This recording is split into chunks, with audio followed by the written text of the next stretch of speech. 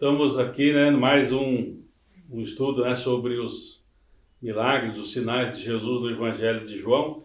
E hoje, né, professor Basotti, nós vamos ver esse milagre que é Jesus andando sobre as águas. Tá? Então nós vamos... porque muitas vezes assim, é tão simples, né, assim, a leitura aqui, mas a profundidade, né, que nós queremos trazer é de que esse Deus, né, que anda sobre as águas, que faz realmente o sobrenatural acontecer, é o Deus que está conosco. Né? Amém. Então vamos fazer a leitura, professor, dos textos, né? O senhor fez novamente aquele... Eu fiz aquela combinação. Semana passada foram 4 cores, que estavam nos 4 evangelhos. Agora aqui, nós temos essa passagem, ela é descrita em Mateus, vai estar em cor verde aí no texto. Está em Marcos, está em cor azul aí no texto. E em João, que eu deixei na cor vermelha. Então, o que eu vou ler aqui agora é uma junção do que os 3 autores comentam, como se fosse uma leitura só. Eu queria aqui repetir aquilo que eu falei semana passada. Eu vejo assim uma coisa maravilhosa. Nós temos um acontecimento, que é esse Jesus andando sobre o mar, escrito por 3 pessoas em tempos diferentes. Né? E quando você junta as 3 leituras, elas se complementam. Certo. Isso é muito parecido, vamos imaginar, a semana passada fez um incêndio aqui na cidade. Então você vê as reportagens, então vai falar com o bombeiro. O bombeiro, ele vê o incêndio do ponto de vista de onde começou o incêndio, como apagar o incêndio. Sim. Aí já vai entrevistar o pessoal da saúde, já estão preocupados se alguém se machucou, se alguém se feriu, alguém que estava lá na hora do incêndio se preocupou em fugir do incêndio. Então, mas na hora que você junta todas as partes, dá uma história única. Então aqui é algo semelhante. Então, o que eu percebo aqui, que o fato de contarem algumas coisas um pouco diferentes, porque cada um viu o mesmo acontecimento de um ângulo diferente. Então, a minha leitura aqui, a nossa leitura, é uma combinação do Evangelho de Mateus. Em Mateus, esse episódio é descrito no capítulo 14, em Marcos, no capítulo 6, e em João, no capítulo 6 também. Né? Então, eu vou ler todo o episódio. Vendo, pois, aqueles homens, o milagre que Jesus tinha feito, diziam: este é verdadeiramente o profeta que devia vir ao mundo. Sabendo, pois, Jesus que haviam de vir arrebatá-lo para o fazerem rei, logo obrigou os seus discípulos a subir para o barco e passar adiante para o outro lado, a Betsaida, enquanto ele despedia da multidão. E quando veio a tarde, os seus discípulos desceram para o mar. E despedida a multidão, tornou a retirar-se, ele só. Subiu ao monte para orar à parte. E sobrevindo a tarde, estava o barco no meio do mar e ele sozinho em terra. E entrando no barco, os discípulos atravessaram o mar em direção a Cafarnaum. E era escuro e ainda Jesus não tinha chegado. E o mar se levantou porque um grande vento assoprava. E o barco já estava no meio do mar, açoitado pelas ondas, porque o vento era contrário. E tendo navegado uns 25 ou 30 estádios, e vendo que se fadigava a remar porque o vento lhes era contrário, perto da 4ª vigília da noite, dirigiu-se Jesus para eles. Mas quando os discípulos ouviram andar sobre o mar, cuidaram que era um fantasma. Assustaram-se e deram grandes gritos, porque todos ouviam e perturbaram-se. Mas logo falou com eles e disse-lhes: tende bom ânimo, sou eu, não temais. E respondeu Pedro e disse: Senhor, se és tu, manda-me ir ter contigo por cima das águas. E ele disse: vem. E Pedro, descendo do barco, andou sobre as águas para ir ter com Jesus. Mas sentindo o vento forte, teve medo, e começando a ir para o fundo, clamou, dizendo: Senhor, salva-me. E logo Jesus, estendendo a mão, segurou e disse: Homem de pouca fé, por que duvidaste? E subiu para o barco para estar com eles. E o vento se aquietou, e entre si ficaram muito assombrados e maravilhados. E aproximaram-se e adoraram-no, dizendo: És verdadeiramente o Filho de Deus. E logo o barco chegou à terra para onde iam, pois não tinha compreendido o milagre dos pães, antes o seu coração estava endurecido. Então esta é uma visão panorâmica descrita pelos 3 evangelistas. 2 que estavam no barco, que era Mateus e João, que eram discípulos. E Marcos, que não era discípulo, que contou com base em informações que ele colheu. Então nós vamos começar aqui, eu vejo, novamente indo de versículo a versículo. Antes, voltando ao contexto, eu aqui, pastor, acrescentei aqui 2 versículos que na verdade estão ligados ainda ao milagre anterior. Sim, da multiplicação. Exatamente. Então, quer dizer, quando nós temos a multiplicação dos pães, o que acontece? O impacto foi tão grande que as pessoas queriam fazer Jesus rei. Certo. Então o que Jesus faz? Ele decide subir ao morro, ficar a sós, buscar ficar em a presença oração. do Pai. Né? E aqui me chama a atenção, inclusive, né, um dos evangelistas aqui, né, Marcos, ele usa uma palavra que não aparece muito no vocabulário de Jesus, que é obrigou, fala, né? Jesus obrigou. Certo. Então, eu fiquei com a seguinte impressão. Aquele milagre tinha impactado as pessoas, mas no sentido que não era aquilo que Jesus queria, porque Jesus dizia, meu reino não é deste mundo. Sim. E eu entendo aqui que havia um perigo para os discípulos, porque quando o povo viesse fazer Jesus rei, eu não tenho dúvida que os discípulos iriam aderir à ideia também. Uhum. Então eu entendo aqui que Jesus está com a intenção, primeiro, de ir ao Pai. Como nós conversamos semana passada, diferente de nós, que quando estamos num bom momento, Sim. a gente esquece de Deus, digamos assim. Né? Uhum. Jesus é o contrário. Naquele momento em que ele estava com o ibope alto, com o prestígio no topo com a população que queria fazer o rei, ele quer estar só, mas ele pressente o perigo. Né? E o perigo, na verdade, não está lá no Mar da Galileia, onde vai ter todo aquele vento que poderá até afundar o barco. Sim. O perigo está ali, né? Naquela tentação. O pastor concorda com isso, pastor? Sim, tanto professor, que se a gente lê, por isso que é importante a gente fazer as 3 leituras, né? E acompanhar, que uma vai trazer detalhes sobre a outra. Isso. Porque em João, quando nós lemos logo no início, nós vemos assim, por que os discípulos pegaram o barquinho e foram? Porque aqui em João não é descrito o motivo. Isso. Marcos já diz, não, Jesus os obriga, os compeliu, mandou, né? Quer dizer, deu uma ordem para eles, né? Para que eles pegassem o barquinho e fossem. Ou seja, Jesus, ele tira os discípulos da multidão para que não sejam influenciados ali, vamos dizer. Havia um perigo. Então. Havia esse perigo de serem influenciados. E também ele mesmo se retira para buscar ao Pai em oração. Né? Então, mais para frente nós vamos ver assim, também o motivo, né, que nós entendemos, né, por que Jesus vem andando sobre as águas. Será que Jesus quer se mostrar? O que está acontecendo? Né? Porque todas as coisas que Jesus faz é com um objetivo. Ele não faz nada sem o objetivo. E aqui então, nós vemos assim que o objetivo do ensino que Jesus vai trazer para os discípulos se fazia necessário que eles pegassem o barco e fossem sozinhos. E depois Jesus vem ao encontro deles e aí então vai proporcionar um ensino de uma fé com mais consistência, uma fé sobrenatural realmente. Né?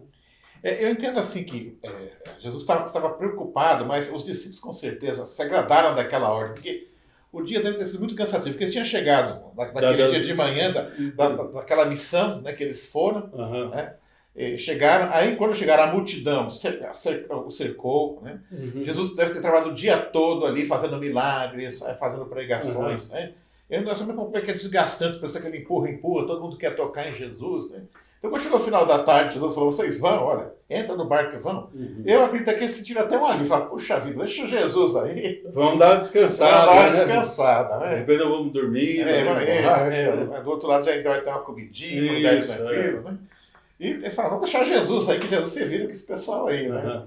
E para eles foi fácil, porque na verdade o foco da multidão era Jesus. Não precisa começar a ir embora. Se Jesus fica, não tem problema, né? Acho que Jesus também, até acalmar essa multidão, despedir essa multidão, não deve ter sido muito fácil. Né? E aí ele vai ao Pai, né? Ele sobe, né? E aqui o texto aqui diz assim, né? No 17, né? E entrando no barco, passaram o mar em direção a Cafarnaum. Eu estive vendo a geografia, esse episódio acontece no mar, né? No Mar da Galileia. Na verdade, é um mar, né? Na verdade, é um lago, né? Nós vimos então que ele tem em torno assim de 10 por 20 quilômetros. Né? Ele tem um formato que lembra até o mapa da África, para quem lembra o mapa da África. Então, lá na região norte, eles estavam provavelmente ali. O combinado seria assim: eles iriam de barco, depois iriam a pé, né? Na orla, encontrar com eles. Né? Eu entendo que era assim. Então, quer dizer, Jesus sobe para conversar com o Pai, né? E eles vão de barco, né? Eu suponho assim que até aliviados. Aqui também, eu acho que... Eles estavam comendo os pãezinhos, os peixinhos que eles estavam... é verdade, levaram. Já tinha uma merendinha ali. Ainda tinha uma merendinha. E aqui, pastor, eu acho que existe um aspecto também. Toda essa situação que eles vão viver aqui, desse aperto, eles não esperavam. Eu entendo assim, boa parte dos discípulos tinha vivido a vida toda e crescido ali. O próprio Pedro, ele era pescador. Então eu entendo assim que Esses que conheciam falavam, não, fique tranquilo aqui, olha, o clima lado aqui tá bom. da minha mão. Fiquem tranquilos aqui, né? Uhum. Então eu entendo assim que a entrada deles no barco foi um negócio bem tranquilo e até um alívio, né? E aí você lembrou bem, estava com esse embornalzinho ali, com o pãozinho que peixe que sobrou, então o lanchinho estava garantido também. Uhum. E a ideia é daqui a pouquinho, né, a gente vai descansar depois de um longo dia, merecido descanso, né, pastor? Então, no 17 nós lemos assim: e entrando no barco, passaram o mar em direção a Cafarnaum. E era já escuro e ainda Jesus não tinha chegado perto deles. No 18: e o mar se levantou porque um grande vento assoprava. Aqui, pastor, eu li também essa semana.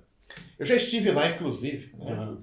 É um local bem tranquilo realmente, mas como é um ponto muito baixo, ele está a 200 metros abaixo do nível do mar. Certo. E há uma cadeia de montanhas próximas. Então essas montanhas fazem com que se crie...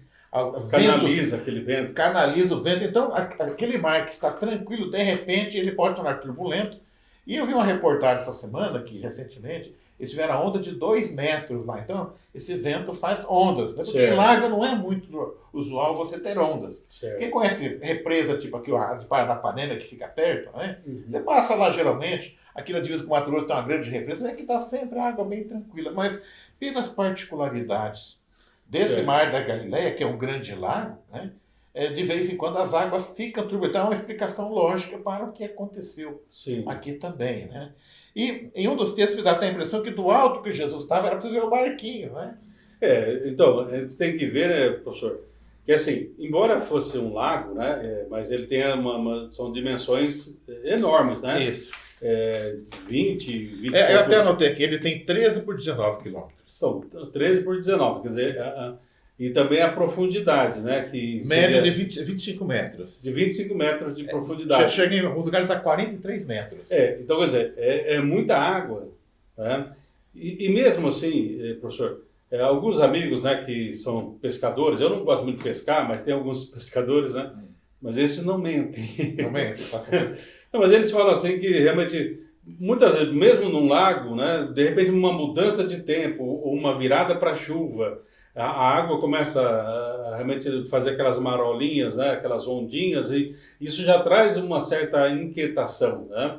Agora, vamos analisar, assim, eram barcos pequenos, né, não eram grandes barcos movidos a remo, né? E os discípulos, embora fossem alguns experientes, né, nem todos eram experientes no mar, mas Pedro e outros ali que viviam da pesca, né? Mesmo assim, nós vemos assim que o começar pode ser natural, o vento canalizado, as ondas, isso foi natural. Mas a continuação da história, o sobrenatural entrou nesse natural, né? É importante lembrar também, se alguém for visitar hoje o Mar da Galileia, hoje assim, barcos grandes, confortáveis, que recebem até carros dentro.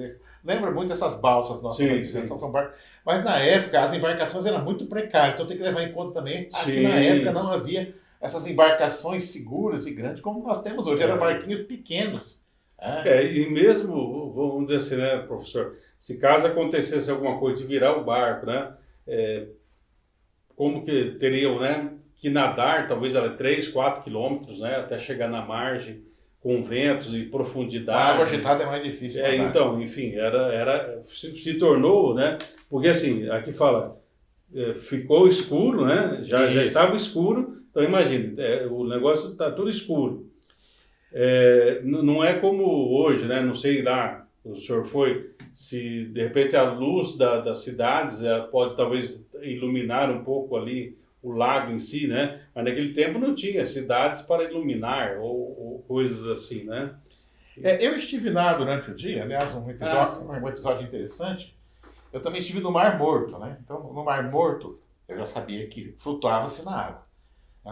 Só que o flutuar no Mar Morto, que fica mais ao sul, você tem que deitar e ficar quietinho, aí você flutua. Aí eu até falei, quem sabe lá quando cheguei no Mar Morto, sabe que Jesus não andou aqui, eles trocaram o mar? Mas no Mar Morto não dá para andar, você flutua, mas Você tentou andar? Tentei andar, Mas não deu. mas não deu, né? Afundou. Aí no Mar da Galileia não tem, porque é uma água doce, aí você não vai tentar. Certo. Né? Mas eu fiz o teste lá, pastor, né? E realmente, eu preciso voltar para testar de novo, acho que uma vez só não vale, mas enfim. Eu já vi essa brincadeira que Jesus andou no Mar Morto porque lá se flutua. Não, certo. você flutua se você ficar deitado. Certo. Né? Aliás, se a pessoa souber boiar, né, ela não precisa nem estar no mar, porque tem altas.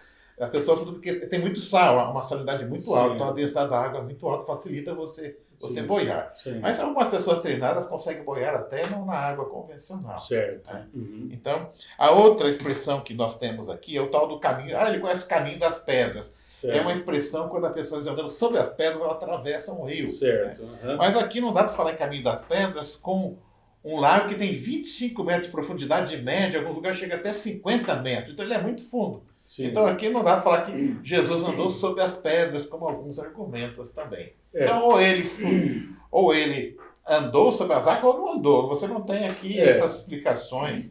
É porque assim, né, professor, tem algumas coisas que são, por exemplo, históricas, né? Até quando nós fizemos lá do tanque, né, do paralítico que foi curado, o senhor mencionou, né, que alguns arqueólogos, né, seguindo as orientações ou os dizeres bíblicos, chegaram a encontrar, desenterraram, enfim, e encontraram parte desses tanques, né? Então, mas isso é uma questão histórica, né? Aqui, nós não estamos tratando de uma questão histórica, é uma questão de fé. Né? Eu sei que algumas pessoas, né, eu já ouvi essa questão de pedras e alguns localizaram, tem um lá, tipo se fosse um caminho de pedra, né, mas aqui eles estão de 4 a 5. Você pode ter muitas vezes na beira do lago, você pode ter alguns lugares rasos, que a gente chama de raso. Mas Jesus deve ter andado uns 3 quilômetros, né? Provavelmente. De 4 a 5 quilômetros aqui pela posição que é dada aqui. Então, não é uma coisa pouca. São, né? 20 a 25 estádios. Porque um outro argumento que eu ouvi, a pessoa fala assim, não, é porque Jesus estava na margem, mas aí teve uma percepção, né, uma ilusão de ótica, dava a impressão que ele estava vindo sobre as águas, mas ele estava na margem. Tem essa aí. Tem outros, né, que os cientistas fizeram um cálculo que provavelmente ali teve um choque térmico ali e houve um congelamento, né, do lago e Jesus pôde andar sobre as águas. Mas aí eu fiquei pensando, então, se fosse nisso, o barquinho também ia ficar congelado, né? Então, quer dizer, argumentos, né? Aqui nós estamos tratando de uma questão de fé. Eu vejo assim, ou você acredita que ele flutuou, ou não. Não há essas explicações intermediárias, nenhuma serve. Até assim, esses dias estavam assim, cientistas, né, comprovam ou aprovam, se quer, Jesus andar sobre as águas. Aí veio essa questão do lago congelado, né? Eu falei assim, misericórdia, né? Então, aqui é uma questão de fé. Questão de fé. Ou você acredita ou não. Mas as explicações, essas caminhar sobre as pedras e tal, elas não encaixam. Não encaixa, porque quando você analisa a dimensão do lago, profundidade e realmente a questão da embarcação em si, os próprios discípulos, né, que como nós já comentamos, alguns são experientes pescadores e eles ficam amedrontados, então o negócio estava feio. O negócio estava feio mesmo, pastor. Bom, então aqui diz assim, né? Então, tendo navegado nos 25 ou 30 estádios, o estádio é uma medida grego-romana que equivale a 185 metros. Hoje, estádio é um local onde você tem esporte, né? Aqui do Willie Davis, por exemplo. Mas a palavra estádio na Bíblia, ela se refere a essa medida. Então, 185 metros, né? Fazendo a conta aqui, ele estava entre 4 e 5 quilômetros da margem. Certo. Né? Então, quer dizer, a ideia o vento acabou deixando eles à deriva, né? Aí o texto diz assim, né? Em seguida, né? Tendo navegado uns 25 ou 30 estádios, viram Jesus andando sobre o mar e aproximando-se do barco e temeram. Né? Aqui, por isso que é importante, pastor, eu vejo, nós lemos os textos paralelos, porque João aqui ele é mais ou menos, e temeram. Né? Mas quando a gente vai lá nos outros dois evangelistas, eles usam expressões um pouco mais pesadas, né? Por exemplo, aqui, no caso de Mateus, de Mateus diz, gritaram com medo. E no caso de Marcos diz, e deram grandes gritos. Então foi uma coisa pavorosa, né? Existe uma lei, pastor, uma brincadeira, mas muito comum nos Estados Unidos, né? Uma lei de Murphy, né? Então, uma das leis de Murphy diz assim, não há nada que esteja tão ruim que não possa ficar pior. Certo. Então, aqui se aplica a lei de Murphy. Eles estavam com medo de se afogarem. E aí, de repente, aparece alguma coisa em direção a eles, né, que eles acharam que era fantasma, eles ficaram aterrorizados, que eles ficaram esqueceram até que estava o barco. Então, quer dizer, aquilo que já estava ruim, que já estava difícil, ficou ainda pior. Mas eu vejo assim que esses textos, eles enfatizam um estado realmente assim de um medo muito grande, um terror. Realmente, professor, até aqui, né, na tradução que eu estou trabalhando aqui, que é a revista atualizada, então fala assim, olha, eles ficaram aterrados e exclamaram, é um fantasma, né? E tomados de medo gritaram.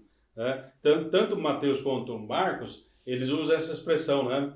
Porque muitas vezes, quando a gente não consegue dimensionar o que está acontecendo, eles viram que era uma coisa sobrenatural, mas eles acharam que era um fantasma. Quer dizer, naquele tempo já acreditavam em fantasma. Vamos chamar os caça-fantasmas. Ghostbusters. Tá uma manifestação aqui, né? Não é o Geleia. Né? Então, e eles ficaram realmente com medo, gritaram. Então, você imagina assim, homens experientes, né? No caso aqui, Marcos, eles falam assim que havia uma dificuldade para remar, quer dizer, eles estavam remando, mas havia a força do vento que impedia eles de prosseguirem. Tanto é que, se a gente analisar, né, mais ou menos assim, que logo ao entardecer, eles saíram para fazer essa viagem, né, para transpor de uma margem a outra, vamos dizer assim, do lago. Realmente os ventos eram muito fortes que eles não tinham feito nem metade da viagem. Quer dizer, realmente houve impedimentos, né? E mesmo eles estando, vamos dizer assim, naquela zona de conforto, quer dizer, a área da pesca, do barco, da água, que eles conheciam, não adiantou a zona de conforto deles, né? Porque tem coisas que extrapolam realmente, e aí então nós temos que entrar digamos assim, na dimensão da fé. Esse fantasma, entre aspas, né, ele apareceu na quarta vigília da noite.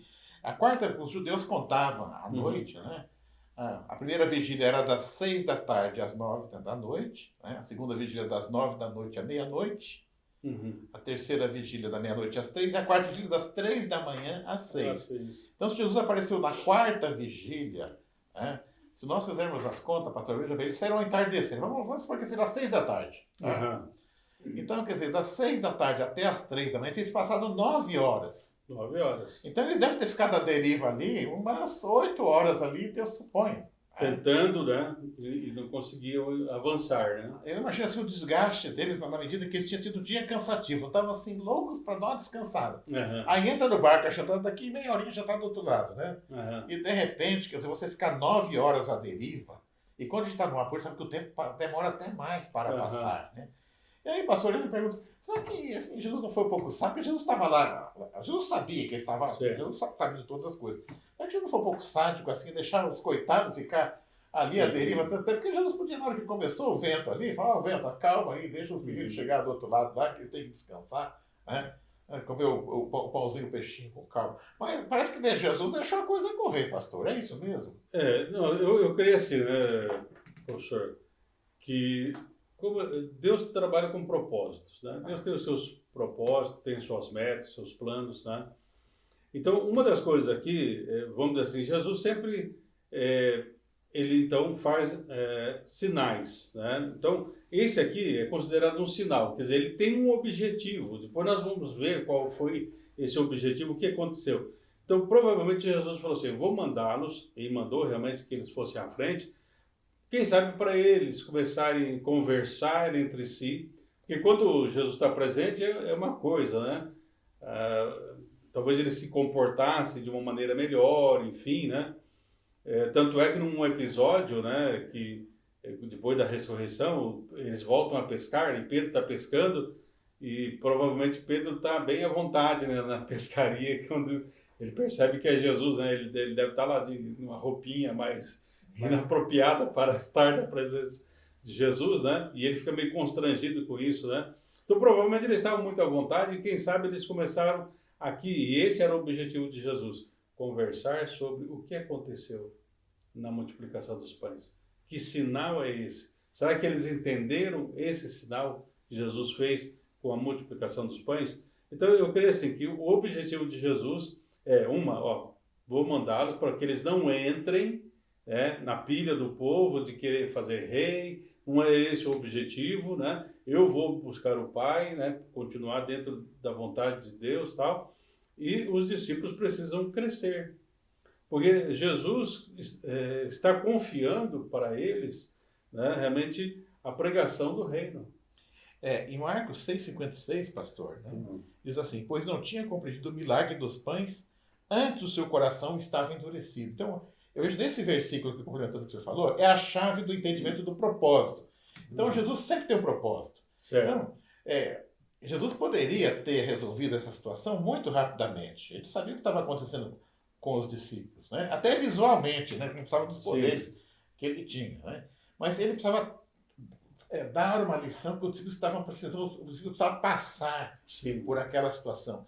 E eu entendo, pastor, se nós pegarmos a sequência de acontecimentos, o que tinha acontecido no dia anterior? Eles tinham chegado de viagem, eles tinham ido, né, sem Jesus, para pregar, para curar, para expulsar demônios. Eu acredito que essa viagem deve ter sido um sucesso. Eles devem ter, assim, feito coisas maravilhosas, né? Com o poder dado por Deus.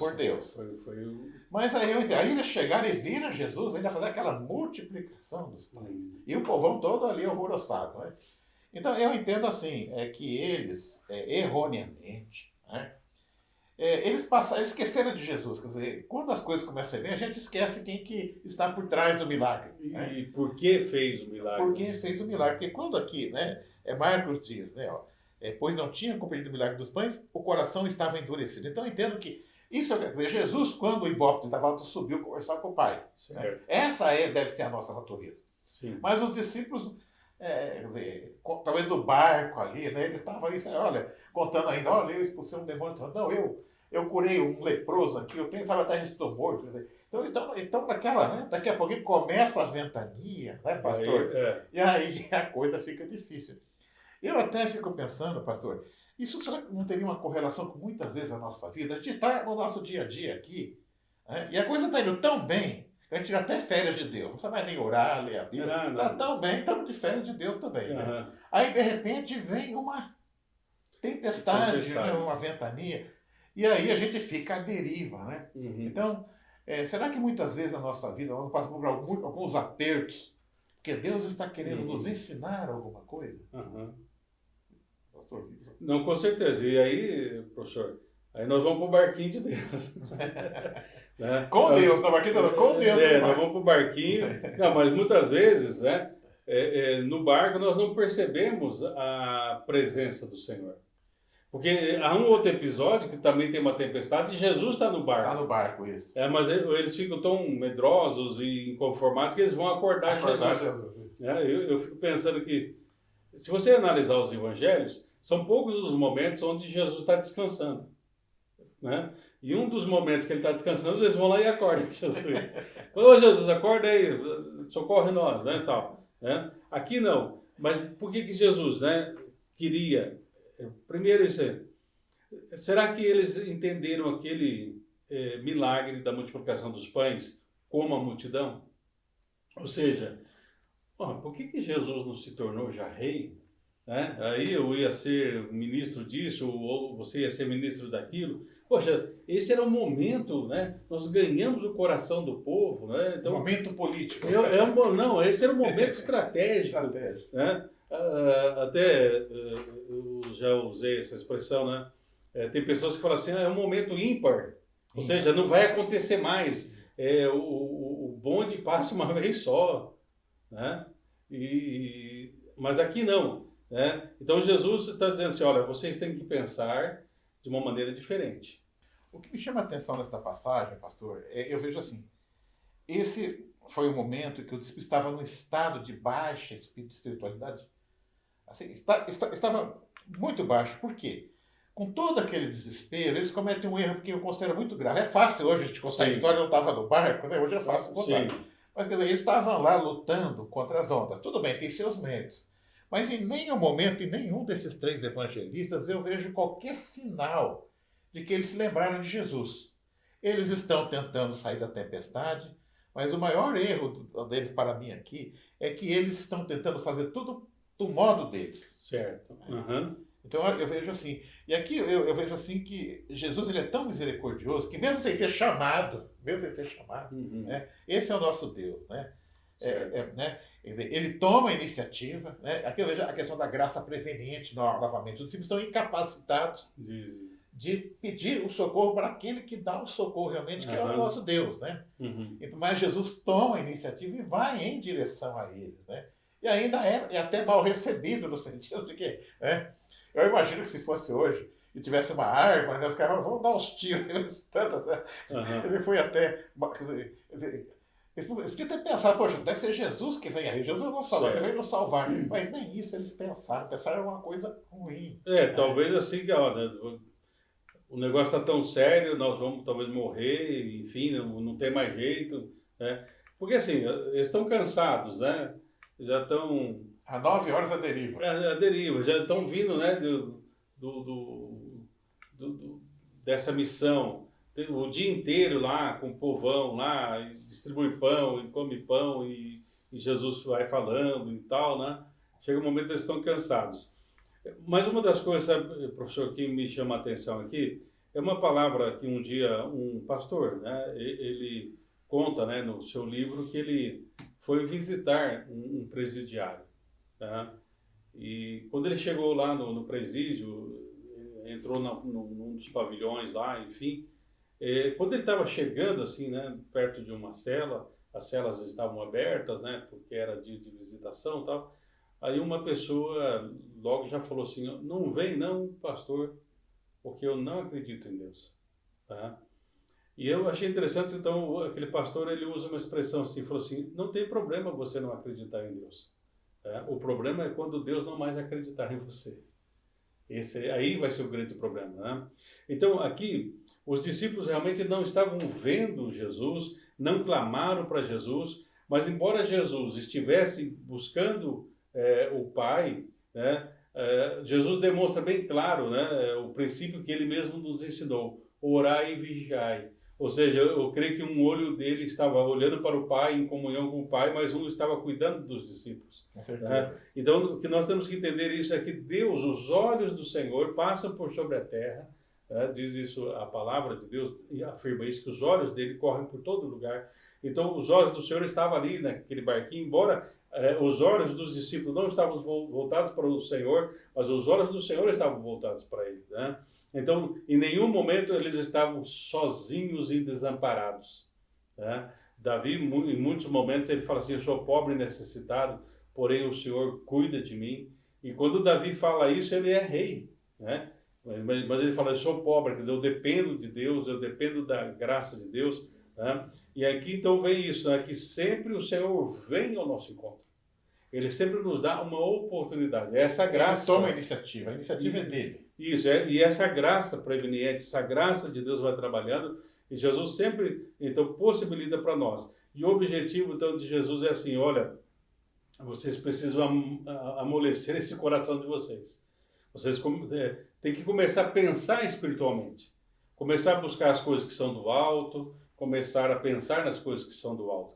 Porque eu creio que talvez aqui neste momento, isso é uma suposição, né? Nós não podemos afirmar, né? E há muitos comentários que você pode ler, alguns vão dizer isso, outros não, mas que, quem sabe, os discípulos estavam pensando como a multidão.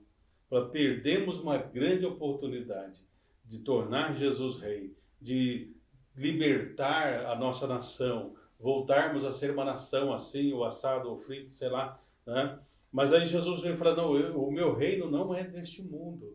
Então, eles tinham que ser ensinados a pensar de maneira sobrenatural. E é isso que muitas vezes, professor, na igreja, nós estamos como os discípulos. Nós estamos num barquinho, vem a tempestade, o negócio está escuro, mas ao invés de buscarmos a Deus em oração, ao invés de buscarmos nos aproximarmos do Senhor, nós pensamos igual ao mundo. Eu vou dar um jeitinho. Não, você tem que ter resiliência. Imagina, pergunta para os discípulos aqui se resiliência ia resolver isso aqui. Né? Ou você está no barquinho, está escuro, tem tempestade, você tem que fazer um curso de coach. Né? Neurolinguística, não, essa tempestade é só na tua cabeça, ela não existe. Né? Pensa assim que vai dar certo. Né? Não, o negócio estava tão feio que os discípulos, como nós já comentamos, que eram experientes na questão do mar, do barco, da pescaria, enfim, talvez já tinham passado por certas situações como esta, mas esses ventos eram ventos diferentes, porque eu creio que Deus permitiu esses ventos. Com certeza. Né? Porque para causar esses gritinhos, os gritinhos dos discípulos aí, era uma coisa fora do comum.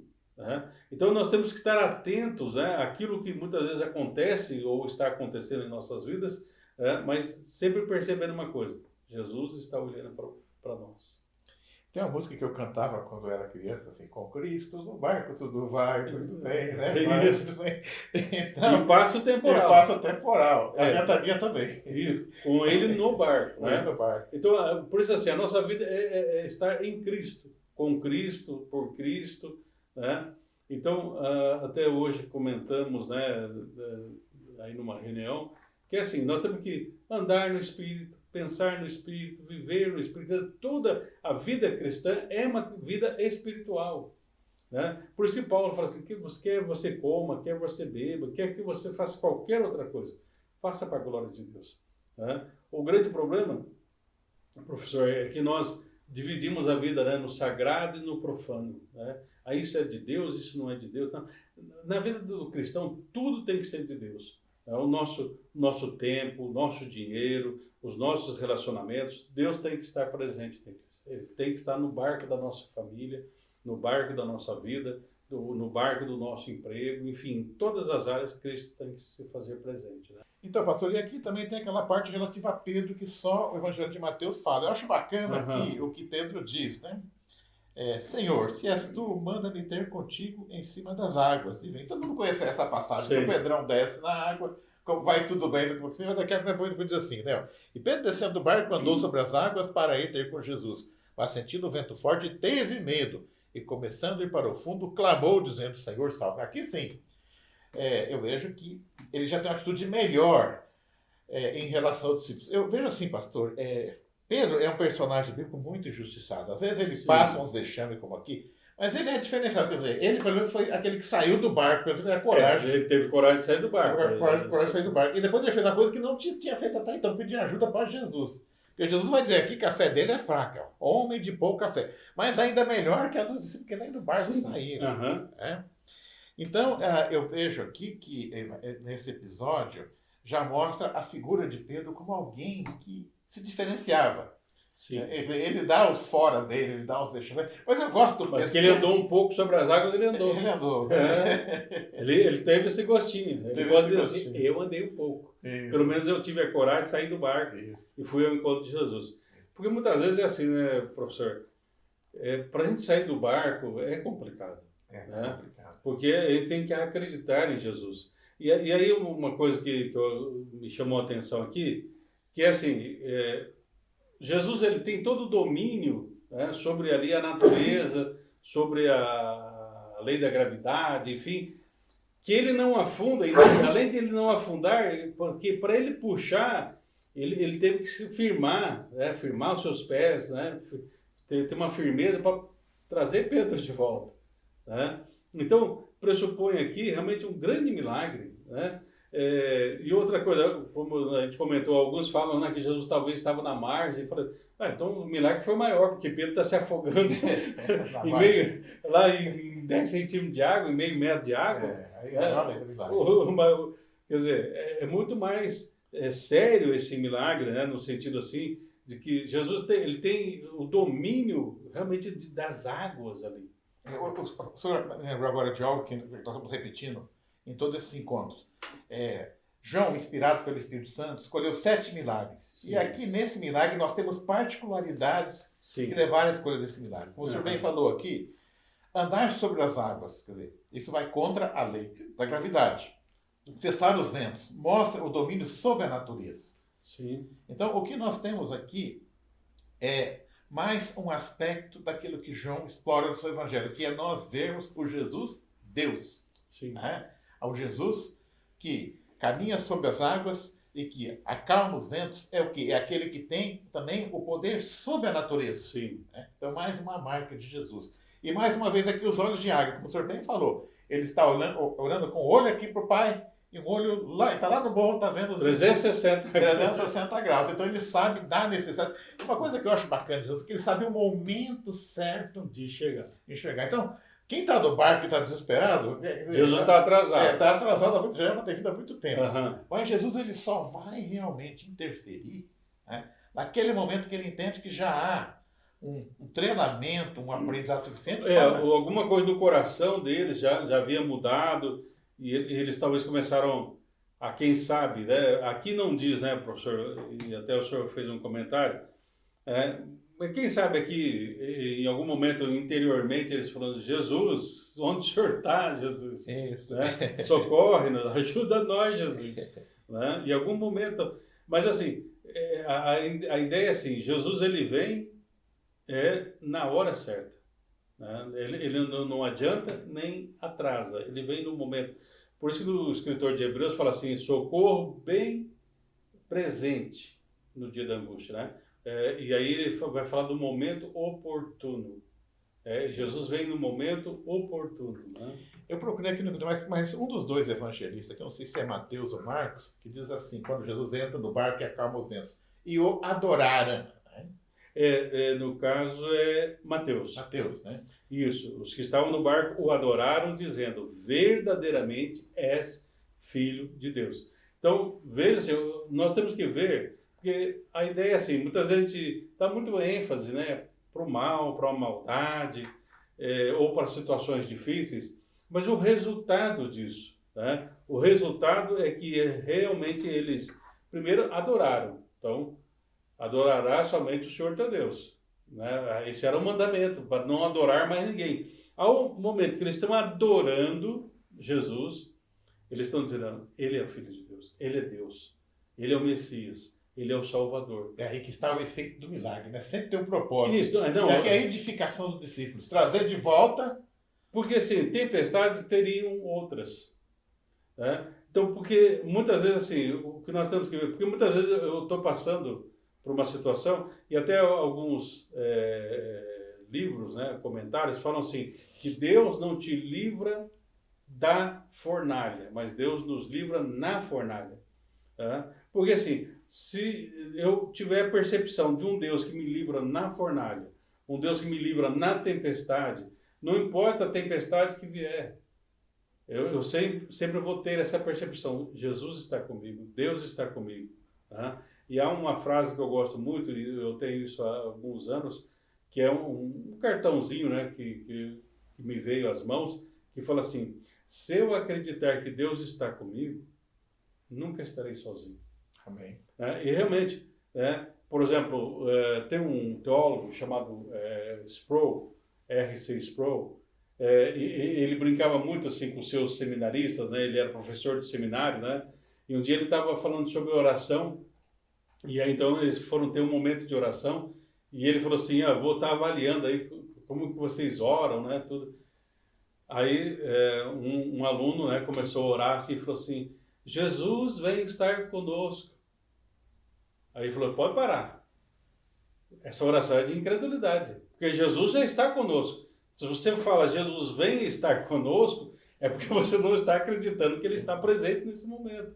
Né? Tá certo que a gente pode perceber, né, que realmente é uma coisa muito forçada, coisa e tal, mas muitas vezes nós oramos assim: oh, Jesus, onde o Senhor está? Como que o Senhor está?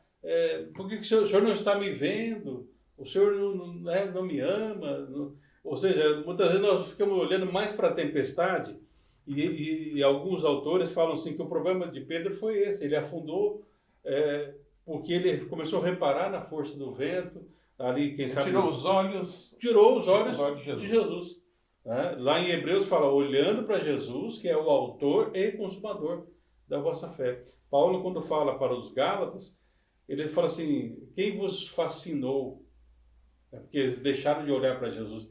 Então, a ideia da palavra fascinar ali é que vocês estão hipnotizados, né? Vocês estão assim, hipnotizados, quer dizer, não conseguem enxergar, deixaram de enxergar, né?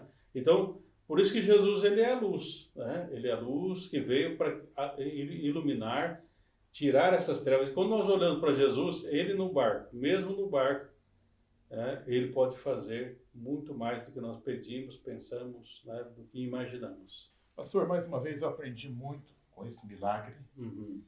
Mas para mim aqui o que fica nesse milagre, eu vou falar por mim, é que muitas vezes nós estamos com os discípulos. Até Certo. falamos um pouquinho mal deles aqui, mas nós também às vezes somos iguais. Ou seja, nós estamos remando, confiando na nossa experiência, falar, eu conheço esse mar da Galileia aqui, já naveguei muito aqui, né? E esquecemos que... E aí vem a dificuldade. A gente tá tranquilo, aí vem a ventania, vem o vento, o barco começa a rodopiar.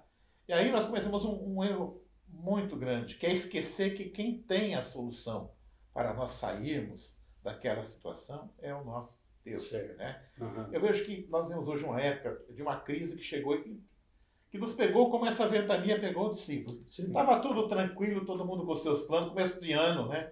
Estávamos em fevereiro, né? Tinha ouvido falar que tinha na China lá aparecido um vírus e tal.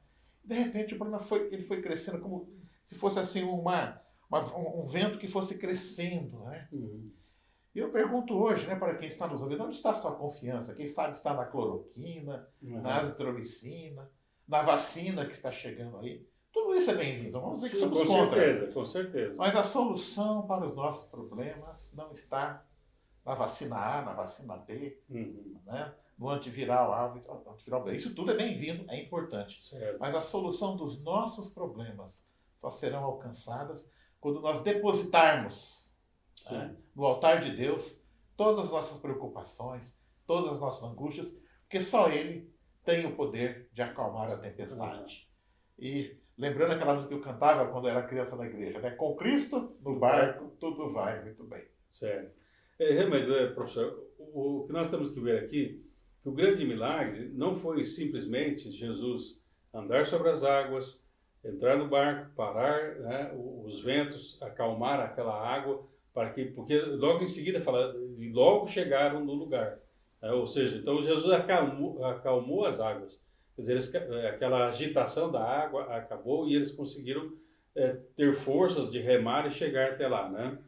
Uma das 4 coisas, né, que eu quero colocar em relação a essa passagem que nós precisamos, talvez assim, ter esse entendimento, né? Mais do que o milagre em si, nós conhecermos quem é Jesus, o Senhor de todos os milagres. Então a primeira coisa é assim, que Jesus está vigiando, Ele olha por nós, né? E Ele conhece nossas tempestades. Jesus sabe, né? Talvez a sua tempestade pareça ser mais forte do que a minha, ou eu acho que a sua é mais fraca do que a minha, mas Jesus, Ele vigia e conhece as nossas tempestades. A segunda coisa é Jesus, Ele sempre vem ao nosso encontro. Ele sempre vem ao nosso encontro, né? Ou seja, eu preciso reconhecer as intervenções de Jesus. Não é um fantasma, não é Deus vindo ao nosso encontro. E Ele vai usar as maneiras e formas que Ele quiser, mas que Ele vem ao nosso encontro, Ele vem. Terceira coisa, Ele sempre traz a ajuda necessária. Ele sempre traz a ajuda necessária.